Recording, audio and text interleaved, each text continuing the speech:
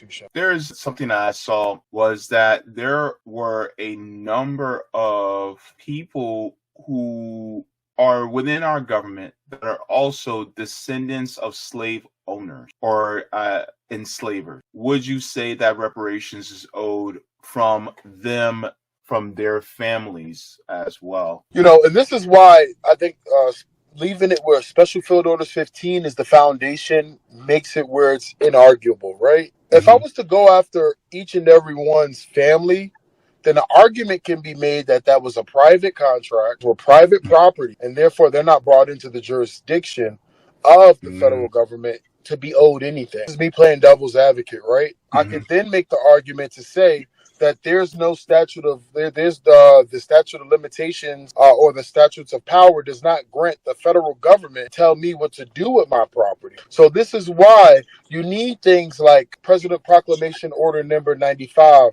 commonly known as Emancipation Proclamation. You need these documents to say that there's a legal standing for this property to now be shifted into non-property status.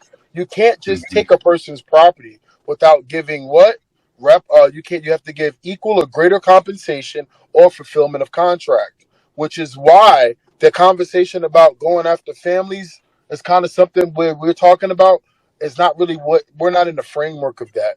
We're owed from the federal government. So we're not trying to go to the president who might be a ex-slave owner or the congressman, because at the end of the day, the only thing we really can hold over them is to say that they may be skewed or biased in their decision making as descendants of of those who enslaved us, meaning they might not support reparations. They might not be for our advantageous help because they were from a generation of people who probably were against us being free and against us having economic opportunities. So we wouldn't really be advantageous going after families as much as it would be going after the federal government documents that they promised to us as a people and not just to each individual as a family.